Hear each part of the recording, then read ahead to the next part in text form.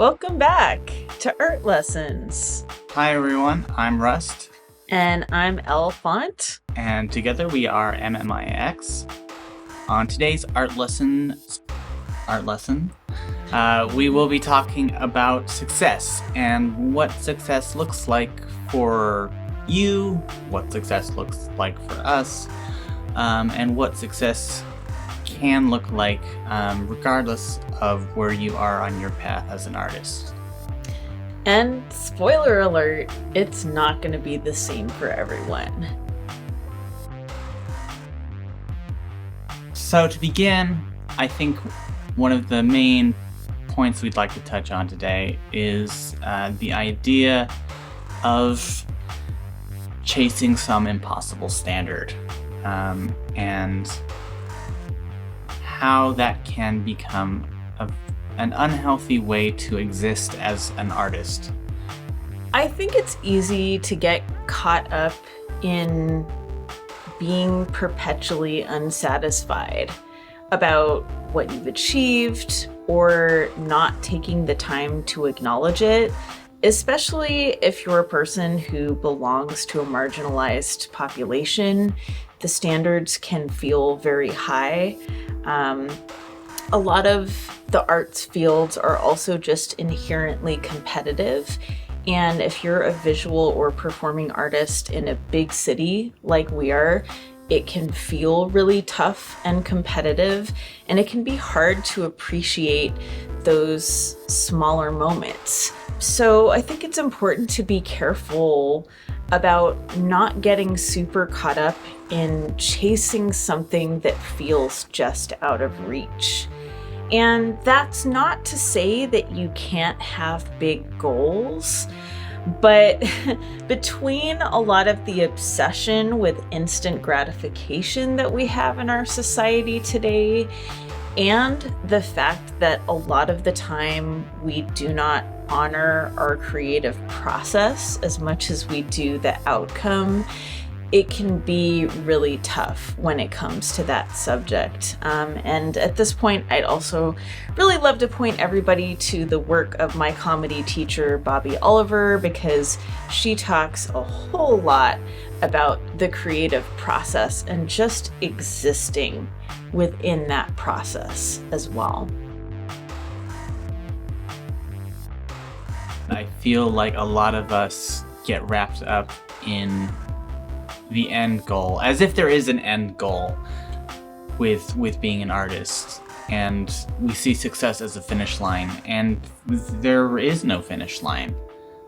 The finish line is when you die, and sometimes not even then. Sometimes your art continues to have a weird life of its own that you could never have predicted. But the main part of that I would like to stress is that there is never going to be a happy ending, I guess. I mean, unless that's your particular type of artwork. It is a lot like sexy time, though. If you're super fixated on the end goal, the process along the way probably isn't going to be as fun. But why not have fun along the way and just sink into the joy and pleasure of what you're doing and creating, especially when we take the time to acknowledge that it's not a luxury that everybody gets to have all the time. It can also be really helpful to acknowledge what type of success do you want for yourself, or with your specific project, or with your work overall? Can you concretely and measurably identify who you'd like to reach, what sorts of audience or response you'd like to have, or anything else about your experience? And I think it's important to look at other people who have been in your field to varying degrees of success and say, okay, as far as this person got feels attainable if I put in the work over the next year or so. Or maybe if I keep putting in the work for another 5 years, maybe I can reach this person's level of success. But what that success means and looks like is going to be different in every case. That, could definitely mean financial success. It could mean a certain number of fans or audience members. It could mean a certain number of diehard fans that is a little smaller, but maybe a little bit more rabid and enthusiastic about your work. Shout out to our 6 patrons who keep liking our shit. Maybe there's a certain level of artistic prestige that you want to be known for, just because your shit is weird in a very specific and niche way. Hi. So there's a lot of different ways that success can resonate with you, and the idea of success can resonate with you. So I would encourage you to really sit down and examine what that is and define it. And the clearer that becomes to you, I think you'll find the more easily you can try to reverse engineer a path toward that. So let's move on to our next topic, which is we'd like to share just a little bit about some of each of our thoughts on success and our past as artists and what we feel like we've achieved, because we think maybe this will be a helpful exercise for you to go through as well. So we'll try to set the example with this. Do you want to start or do you want me to start? You should start. All right, I'll start. One of the things that I am most proud of was running Dream State, the scripted audio drama. I wrote the episodes, I directed it, I recorded it, I acted in it, I did sound design for it, I did the music for it, I did the editing for it, I did the marketing for it.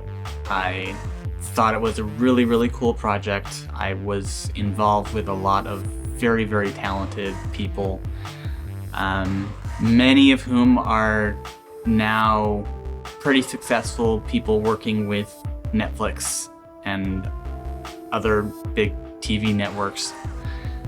I'm very proud to have had a chance to collaborate with those people. I think that my collaboration with my sexy robot here is definitely a highlight and success story for me. Agreed. And I think we complement each other's talents and brains and work ethics and things that we're good at very well. So I think we make some really cool stuff.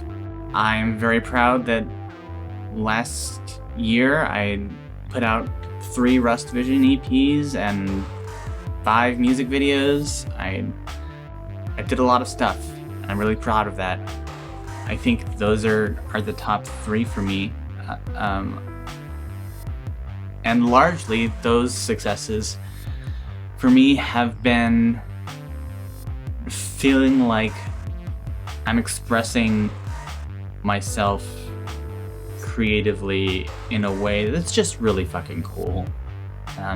That's really where my point and definition of success tends to lie is, am I doing cool shit or am I doing some kind of mediocre shit?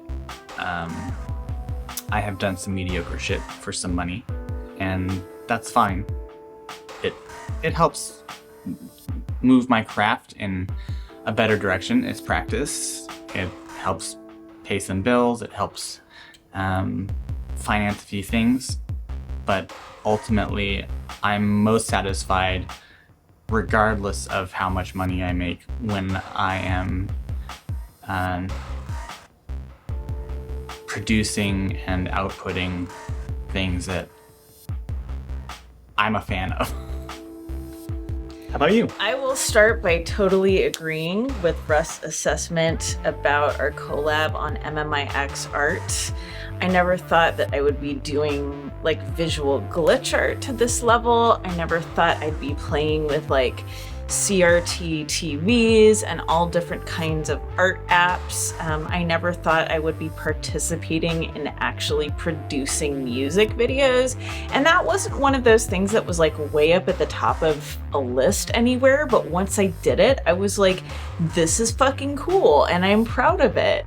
So as far as like really growing and reaching and achieving things I never thought possible as an artist, I am incredibly proud of MMIX and a little bit of crossover production I've helped with as far as Rust Vision as well, because you know the two bleed into each other a little bit. As far as my solo career, in particular past solo career, this is kind of funny because some of those like personal artist fave moments are probably largely what the fuck moments to a lot of people. And then there are also some markers of maybe more conventional success in there. So for example, in my small business doing intuitive readings, I have done readings for Hollywood celebrities and studio execs and stuff like that.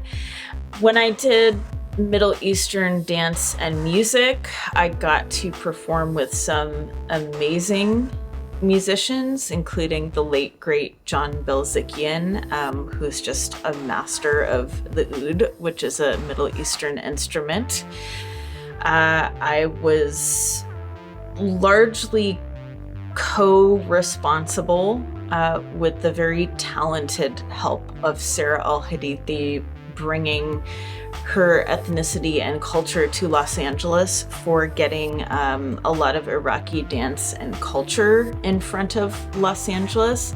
I have performed for large crowds at conventions and antique theater houses, particularly when I was performing with the musical artist Unwoman. And then there are some really specific shows and specific acts that I am super duper proud of.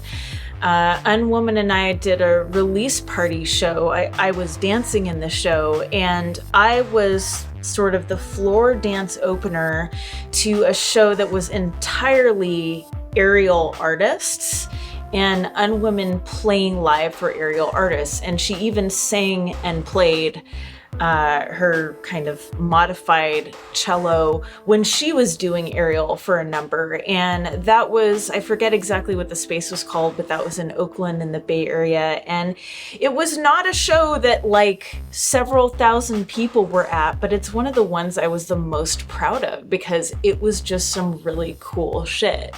I've just had a lot of wild and cool and bizarre moments in character. You know, there was a long-running immersive show that I was a part of that Russ joined towards the end, and I just did some wildly weird stuff. I went out onto the floor in a leather dress and just sexily ate a donut one time. As a part of that show, but we ended up taking it to other variety shows later, me and the rope artist Sir Finn came up with a rope bondage comedy act that I think was fairly revolutionary and sort of vintage inspired and I Love Lucy inspired and really hilarious. I've played a really weird mime character who won an impromptu election. You know, I've just, a lot of those powerful moments were when I was doing the weirdest, most bizarre shit. And I'm personally very proud of those.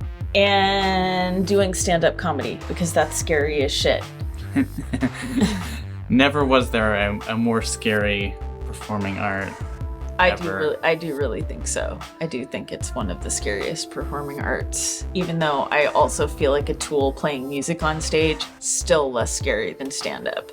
This is sort of a converse to some of the things we were talking about at the beginning, but it can be easy to discount your participation in a certain field because you don't necessarily feel like you got your art out there, or you didn't make as many of the appropriate connections, or you couldn't center the work as much. And I want to differentiate here too. It's not about the fact that you got paid or didn't get paid for it. Because again, if you're an artist in a big city, that type of thing can be more rare, but it doesn't mean that you're not good at what you do. So it's important to acknowledge where you kind of did a personal best, even if, again, it wasn't presented in front of thousands and thousands of people. Back to MMIX, some of our favorite video art has been stuff that got like 35 views on YouTube. Finger guns. So, you know, artists can have personal faves and personal bests that either land with an audience but don't necessarily have the reach within our modern times, or don't have the reach but they're still proud of regardless. That's all okay, and that's all valid. In light of all of us sharing all of our sort of personal success points that we've felt over the years, we want to encourage you to celebrate your success points. What have you made that you're just really proud of, even if no one's heard it, even if it's something that you've never shown anyone? Mm-hmm. What have you worked on? What are you working on that has really excited you, or does really excite you still? You know, maybe it's something that you've put away for a while or stopped working on, but maybe you want to bring it back. That's all okay. Your success as an artist doesn't need to be defined by your art's relationship to other people. Remember, our current modern day iteration of capitalism wants us to simply equate success to either money or some crowd response to the work that has an equal sign to money at the end of the day. And as Rust was just saying, it's not totally necessary. And it's also okay to have hobbies and have artistic hobbies. And it's okay to be in your process and not look perfect at doing everything immediately. And it's also okay to share your process in safe spaces, like maybe some Discord servers or something like that. It brings up a good point, and I want to touch on something that we've mentioned before. I think it's important to have fun and give yourself the space to be bad at something, and have fun being bad at something for a while. Especially if you're trying something new, or if you have a big idea that you are kind of unsure of how to complete all of the things. There's gonna be some spots where you're still rough around the edges, and that's great. That's okay. That can still be a success for you. Trying something new and being bad at it for a while and still having a good time, that can still be a success. So don't let other people try to sell you what success means for you. We would like to bring up another point, which is, and we already talked about it a little bit, but success in relationship to community And in relationship to this concept of, this is a phrase that my friend Cynthia Deer from many years ago coined when we were watching a show once, and I really appreciate it, which is the concept of showing your wealth in people, quote unquote. So a reflection of this nowadays, as an example, would obviously be like having a lot of TikTok followers or something like that. But at the time, she was referring to something, because this was a little bit like the beginning of the social media era when we were looking at this, and she was referring to something along the lines of like showing how many students or people who are followers of your specific methodology or school that you have, because that kind of shows your wealth in this very community solidarity way. And I'm sure there's a whole episode we could make with thoughts on that. That is something that can sometimes be considered a marker of success. So in terms of today's social media environment and what that looks like, everyone has sort of become their own TV station.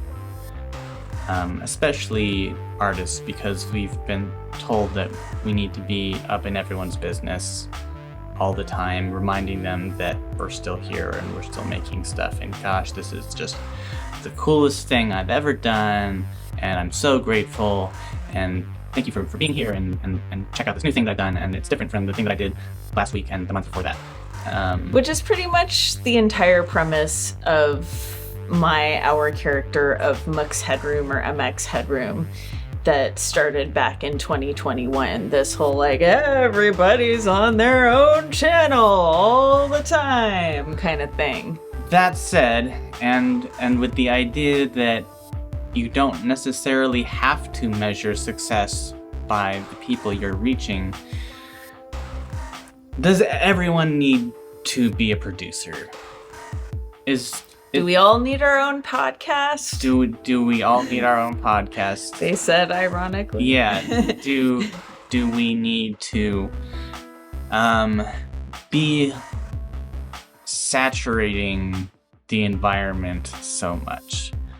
Does that help our artistry, or is that hurting our artistry? And that's not something, maybe we're posing that as a leading question a little bit. Yeah, and I don't think there's like a super binary yes or no to it. Yeah, but that is something that I feel like every artist today needs to answer for themselves. And that isn't necessarily hinging on this notion of success, but it could make you a better artist if you were worried less about trying to extend your reach. Maybe those few minutes or hours or however much time you're spending trying to be your own TV station could be spent better elsewhere, and making something that you think is really fucking cool. Because, spoiler alert, Mark Zuckerberg doesn't give a fuck if what you're making is really cool. So, make it matter to you.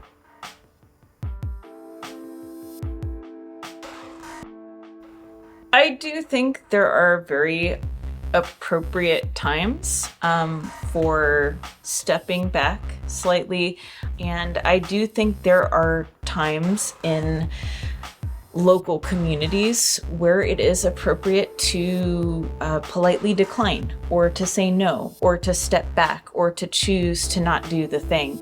But then there's also the tough thing of like, if you don't put your idea out there in a time-sensitive way, roughly, I found that on average, roughly about a year and a half later, you will see it out there in pop culture. I have weirdly found this to be the case as well. Yeah.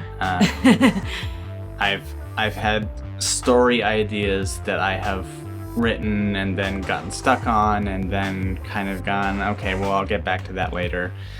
A year and a half later, I will see a Netflix series about that, but done really poorly. So, so sometimes it's important to work on your shit and get it out as fast as possible. But for you, maybe knowing that your idea was better in the first place is success for you, regardless of the fact that no one else knows it. So do with that what you will. Thank you for joining us for another episode of Art Lessons. We hope that we have provided something that you can take home and chew on for a bit. And we hope that your journey as an artist continues to flourish. Hope to see you again next time. Don't forget to appreciate yourself. Bye. Bye. Cut. Okay, so it's those last 2 bullet points. Itchy. Okay. So I know.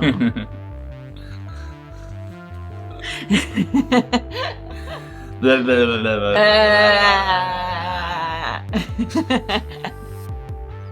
Okay.